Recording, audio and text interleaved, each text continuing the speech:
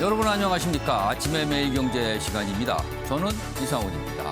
요즘요 대선 후보들을 둘러싼 이슈들이 고구마 줄기처럼 줄줄이 이어지고 있습니다. 매일 나옵니다. 그런데요 복잡하기도 하고요 조금은 듣다 보면 정신이 없기도 합니다. 자, 아침의 매일경제가 지금부터 그 이슈들 차근차근 하나씩 정리해드리겠습니다. 자, 그럼 먼저 오늘도 일면 기사부터 출발합니다. 먼저 매일경제입니다. 세계 LNG 확보 대란이다. 한국 덮친다. 가격이 엄청나게 오르고요. 물량 자체도 없답니다. 좀 더 보겠습니다. 유럽과 중국이 물량을 쓸어가자 국제 투기 수요까지 가세했다. 우리나라가 LNG를 사는 가격이요. 하루 사이에 40%가 올랐답니다. 이게 정상입니까?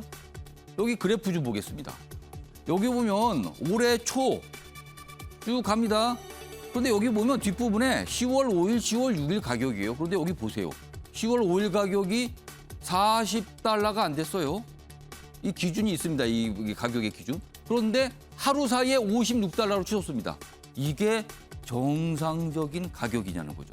특히요. 이렇게 올라가게 되면요. 대기업들은 그래도 어떻게 버틸 수 있다. 그러나 중소기업은 감당하기 어렵다. 이런 얘기가 나오고 있습니다. 다음은 동아일보 보겠습니다. 또 나왔습니다. 뭔가가. 성남시의장은 30억, 시의원은 20억이다. 이런데 사용된 돈 7탄은 합쳐서 350억이다. 이런 얘기가 나왔습니다. 정영학 씨 검찰에 제출한 녹취록에 금품 로비 이런 내용들이 언급돼 있답니다. 이게 도대체 어떻게 된 겁니까 그러면은요? 여기 보시면 뭐 여러 가지 얘기가 쭉 있고요. 뭐 돌려받았다 어쩌다 뭐 이런 얘기까지 막 섞여 있습니다. 이런 가운데 원유철 전 의원 부인도 화천대유 고문을 맡고 있다. 뭐 이런 내용이 뒤늦게 알려졌다는 내용입니다. 이번엔 한국일보 보겠습니다. 이쪽 1단 기사로 자리하고 있습니다. 자, 올해 노벨 문학상이 발표가 됐습니다. 이름이 압둘라자크 구르나. 영국으로 이주한 탄자니아 난민 출신 작가입니다. 자, 지금까지 노벨 문학상 하면요. 뭐 미국 아니면 유럽, 그중에서도 뭐 서유럽, 북유럽 거의 뭐 독점하다시피 했는데 이번엔 탄자니아 난민 출신이 받았다는 겁니다. 물론 저 영국에서 거주하고 이주했지만요. 이런 의미 부여를 하고 있습니다. 마지막으로 서울신문 보겠습니다. 아래쪽입니다. 정은경 질병관리청장 어제 국회에 출석해서 질문을 받았는데요. 그 과정에서 이 얘기가 나옵니다. 세 달 9일부터 11월 9일입니다. 위드 코로나 가능하다고 본다는 겁니다. 여러 가지 이유 설명을 했어요. 자, 이달 25일쯤이면 국민 70% 백신 접종이 완료가 된다. 이런 등등등 이유에 따라서 4달 9일이면 위드 코로나 가능할 것이다. 물론 위드 코로나라는 표현을 직접적으로 쓰진 않았습니다만 뭔가 많이 달라질 수 있다는 기대를 갖게 합니다. 자, 지금까지 일면기사 짚어봤고요. 오늘도 뉴스의 의미를 깊숙하고 풍부하게 읽어주시기 위해 아침부터 준비하신 네 분이 계십니다. 한 분씩 소개해드리겠습니다. 먼저 화면 가장 맨 왼쪽에 앉아 계십니다. 김종혁 전 중앙일보 편집국장 자리하고 계시고요. 그 옆에는 김관호 계명대 교수 나오셨습니다. 그리고 세 번째 자리에는요. 김동원 경희대 겸임교수 자리하고 계십니다. 그리고 마지막으로 주원규 삼육대 겸임교수 나와 계십니다. 안녕하세요.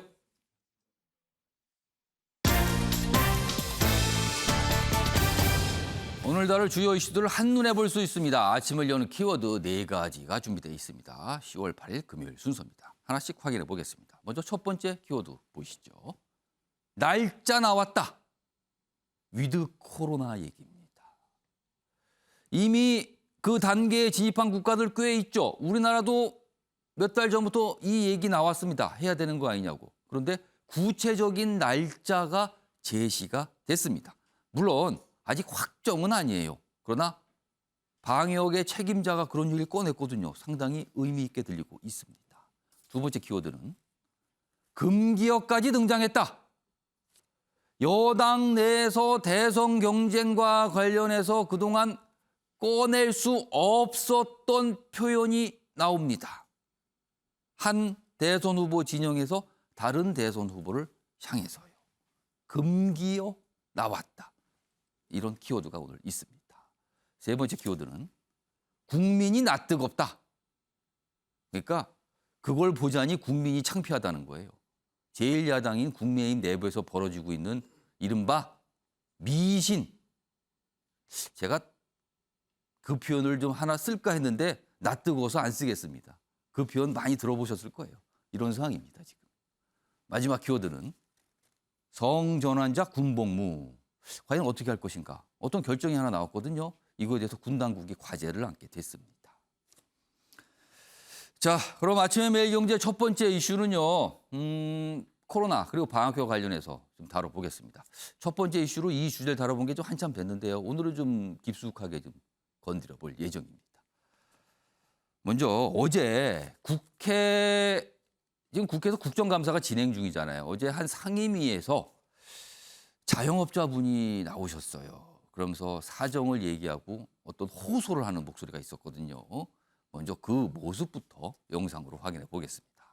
들어보시죠. 그 내용이요. 고비가 많지만 지금처럼 이렇게 힘이 들기는 처음인 것 같습니다. 얼마 전 마포에서 장사하시는 사장님이 스스로 목숨을 끊었는데 그 심정을 알 것 같습니다. 지금도 빚내서 막아 나가는데 더 이상은 견딜 수가 없습니다. 이런 상태로 진짜로 자영업자 다 죽일 것인가?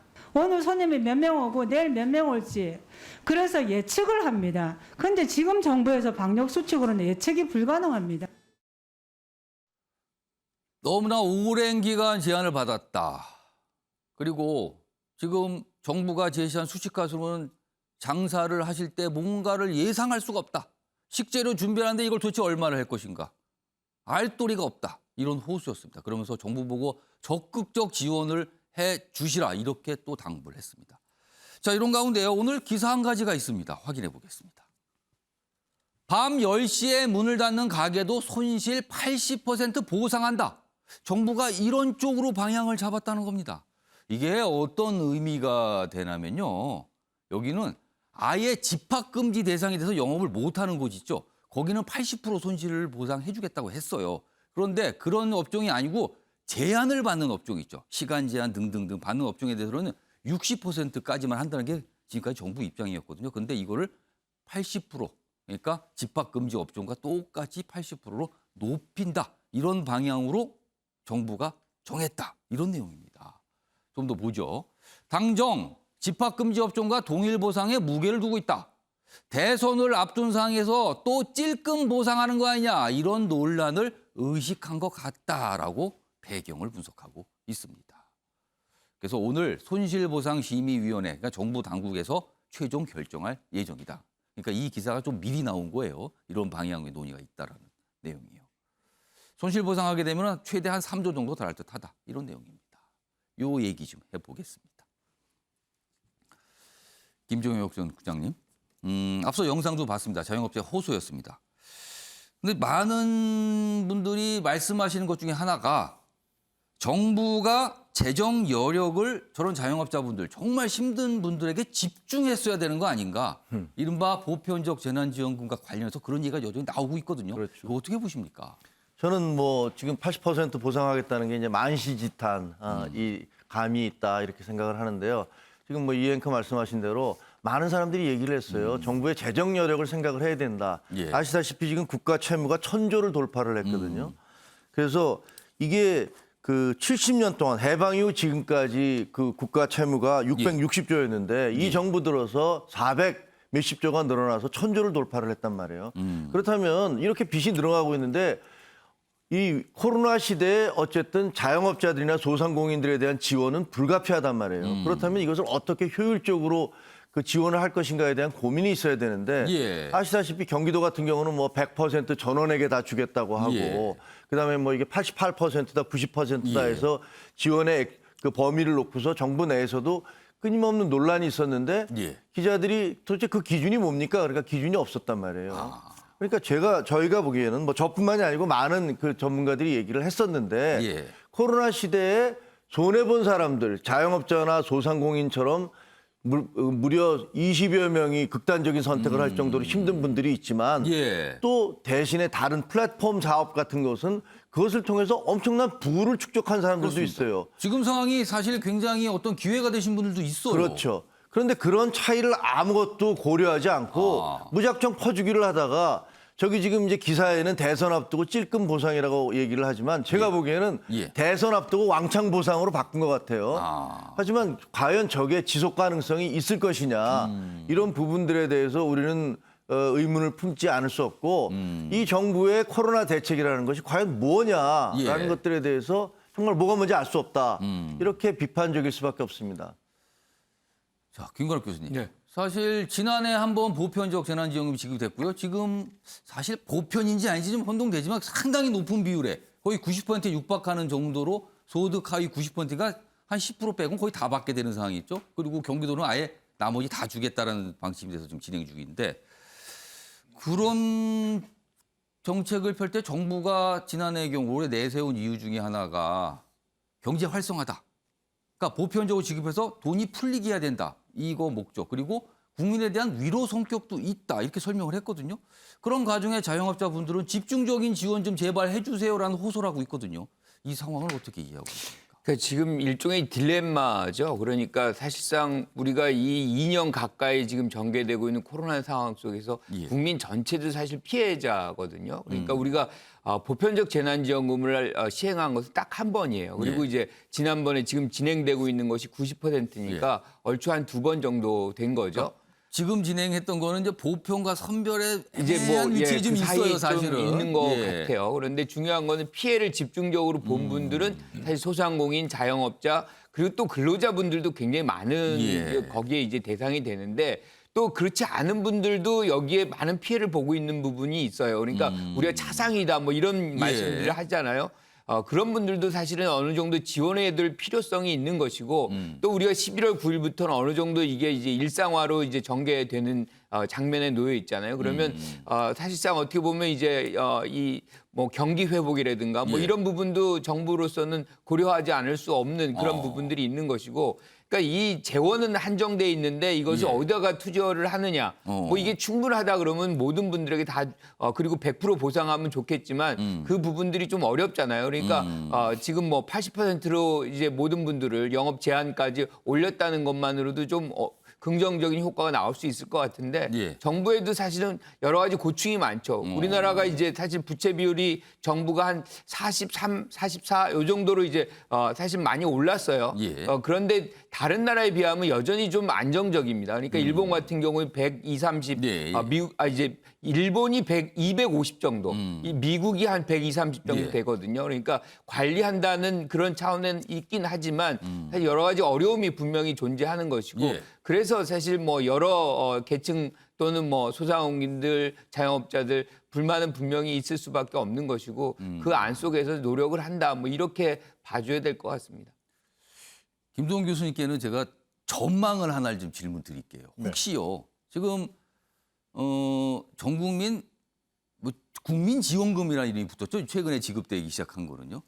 그런데요. 이게 지급이 이제 완료가 되잖아요. 연말쯤 가까이 되면은. 그런데 해를 넘겨서 정부가 또 한 번의 국민 지원금 보편 선별지보다 또 한 번의 국민 지원금 지급할 가능성은 어떻게 예상하십니까? 네, 저는 충분히 가능하다고 봅니다. 예, 지금까지 한 그 전례를 보면은 더더군다나 내년에는 그야말로 정치의 계절이 도래하지 않습니까? 예. 예컨대 3월달에 대선, 6월달에 지자체 선거를 앞두고 예. 뭐 마지막 히든 카드라는 얘기가 나올 정도로 뭔가 전가의 보도처럼 뭔가 하나는 있을 것이다. 그것이 국민지원금이라는 이름이 될 수도 있고 또 다른 형태가 될 수도 있겠죠. 예. 아마 지금 기재부에서 상당히 지금 이 돈이 그렇게 많지가 않다. 예. 국고가 점점 바닥나고 있다라고 얘기를 하고는 있지만 그것이 저는 다 또 다른 그 히든 카드를 위한 하나의 그 복선 깔기라고 저는 봅니다. 실제로 그냥 넘어가지는 않고 또 지난 총선에 우리가 전례를 보면은 총선 앞두고 이 살포한 적이 있지 않습니까? 따라서 내년 3월, 6월 이른바 정치의 핫 시즌을 앞두고 뭔가는 있을 것이다. 그 형태는 국민지원금이 될 수도 있고 다른 형태도 될 수가 있다라고 저는 예상을 해봅니다. 아무튼 항상 논란이죠. 할 것이냐 말 것이냐. 하되 보편이냐 선별이냐. 이게 계속 이어지는 어떤 뭐랄까요. 이게 전선처럼 갈려져 있습니다. 다음 기사는요. 위드 코로나 얘기 좀 해보겠습니다. 어제 얘기가 나왔어요. 아주 구체적으로요. 정은경 청장 11월 9일 이후 단계적 일상 회복 시작 가능하다. 첫 언급했습니다. 말이 길죠. 단계적 일상 회복. 위드 코로나 뜻입니다. 근데 정부에서는 위드 코로나라는 말을 싫어합니다. 마치 뭐 코로나 뭐 괜찮아 뭐 이런 인상을 줄 수 있다는 거죠. 그래서 단계적 일상 회복. 근데 이게 솔직히 말씀을 드리면 많은 분들이 그렇게 하세요. 확 와닿지는 않는다 이 표현이. 그래서 뭐 그냥 위드 코로나라고 많이 씁니다. 국민 70%가 2차 접종 후 2주가 지난 날짜가 바로 11월 9일로 계산이 되고 있어요. 코로나 유행 규모 판단 기준은 신규 확진자에서 위중증 환자로 바꾼다. 그러니까 더 이상 매일 뭐 확진자 몇 명 이게 의미가 없다 이렇게 판단한다는 거죠. 그리고 백신 패스 활용한 규제 완화도 검토한다. 뭐 이런 것들입니다. 이렇게 좀 달라질 수 있다는 거죠. 자, 어제 국회에서는 질문과 답변 과정에서 이 얘기가 구체적으로 나왔거든요. 그 모습도 확인해 보겠습니다. 지금 현재 추세로 보면 10월 25일 날 목표가 달성될 것 같습니까? 네, 10월 25일 그 주초에 가능할 걸로 보고 네, 있습니다. 11월 2일쯤 되면 위드 코로나를 시행해도 될 수 있는 조건이 충족되는 거죠. 한 2주 조건- 정도의 항체 형성 기간을 고려해서요. 2주면 그러면 11월 9일쯤 되나요? 아마 그 정도로 추정될 것 네. 같습니다. 네, 그때부터 이제 단계적 일상 회복은 가능하겠다. 이런 이야기죠.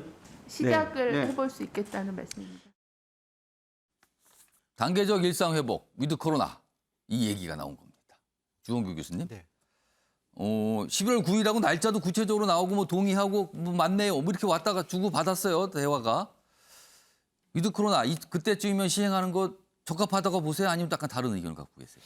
저는 적합해야 된다고 보는데 적합해야 저는- 된다. 네. 어. 근데 설명이 너무 불충분하다는 느낌이 듭니다. 일단은 위드 코로나라는 개념 자체를 우리 정부에서 명확하게 전환시켜 줄 필요가 있어요. 위드 코로나라는 개념이 지금 인식이 어떻게 돼 있냐면은 그냥 마스크 벗자, 풀자 이제 이런 걸로 잘못 인식이 되고 있거든요. 왜냐하면 영국의 사례가 먼저 있었기 때문에 예. 우리가 그렇기 때문에 위드 코로나는 용어와 단계적 일상회복 용어에서 단계적 일상회복이 조금 와닿지 않더라도 계속해서 주입해야 될 단어라고 저는 생각을 합니다. 그러면은 11월 9일 날 단계적 일상 회복 조치를 네. 들어간 이후에도 마스크 착용은 의무화돼야 된다 이렇게 네, 보세요. 맞습니다. 앵커님 그 말씀이 제일 정확한 핵심인데요. 지금 영국처럼 하겠다는 게 아니라 예. 지금 단계적 일상 회복이라는 것은 일단 그 영업 시간이나 그 영업제 규제 같은 제한을 좀 완화하겠다라는 취지지. 특히 자영업자분들 이런 업장을 갖고 계신 분들의 영업과 관련된 부분. 네, 맞습니다. 그리고 학교에 뭐 이제 대면 수업의 일상화 전환 이런 거지 마스크 사용의 여부는 계속 지속돼야 된다고 생각을 합니다. 그러면 정확하게 말하면 위드 코로나 플러스 마스크입니까? 네, 맞습니다. 한국의 지금 관점에서는 바로 그게 적용이 되는데 거기에 대한 홍보가 거의 없다라는 게 지금 혼란을 가중시키고 있는 거고요. 예. 왜 그리고 11월 9일부터 시작이 가능하다고 얘기했는데 한 달 밖에 남지 않았어요. 그러네요. 그러면 한 달 밖에 남지 않았으면 벌써 준비를 하셨어야 됩니다. 그러니까 영업을 어떻게 바꿀 건지 그리고 학교는 어떻게 할 건지 그리고 아시겠지만은 어린이나 청소년은 아직 백신 접종 안 하고 있거든요. 그렇습니다. 그럼 이 부모님들은 이 어린이와 청소년들을 어떻게 또 지도 관리해야 되는지 노약자와 질환자는 또 어떻게 관리해야 되는지 그거에 대한 가이드라인이 하나도 없습니다. 그러니까 한 달밖에 남지 않았는데 시작해 볼 수 있겠다. 그렇게 얘기하는 게 좀 정부가 이제 무책임하다. 고민을 계속 하고 있는 걸까요 지금? 예, 그런데 지금 고민하셔야 될 단계가 아니라 저렇게 만약에 답변하셨다라면은 어떤 식으로 바꾸겠다라는 건데 그냥 의학적 체계만 지금 위중증 환자 관리로 가겠다라는 것만 밝히셨지 예. 단계적 일상 회복을 어떤 단계로 국민들한테 소개하는지에 대한 여부는 거의 빠져 있다고 봐서 좀 아쉽고요. 그리고 앞서서 그에서 이제 손실보상에 대한 이야기도 예, 잠깐 자영업자분들. 드리면 예. 딱 한 말씀만 드리면은 그 인원 제한과 집합 금지에 대한 지금 손실보상에 집중됐는데 예. 그 모임 인원 제한으로 인해서 피해를 입었던 거에 대한 그 부분은 대상에서 빠져 있습니다. 그러니까 쉽게 말씀드려서 헬스장이나 그리고 도장, 운동하는 곳, 예. 그다음에 여행업 이런 곳은 손실보상에 지금 제외되고 있거든요. 그게 아마도 감염병 예방법과 지금 관계 때문에 그런 건데 예. 지금 이번에 소상공인 그 시행령에 따라서 손실보상위원회가 개최됐는데 이 부분도 같이 고려하셔야 된다고 생각합니다. 그러니까 정부가 이제 뭔가를 내놓을 것 같은데 내놓으면 또 이제 부족한 부분이다 이런 지적도 받겠죠. 그러면은 또 여러 가지 얘기들이 진행이 될 것 같습니다. 자, 코로나 관련된 내용은 이 정도로 좀 정리하고요.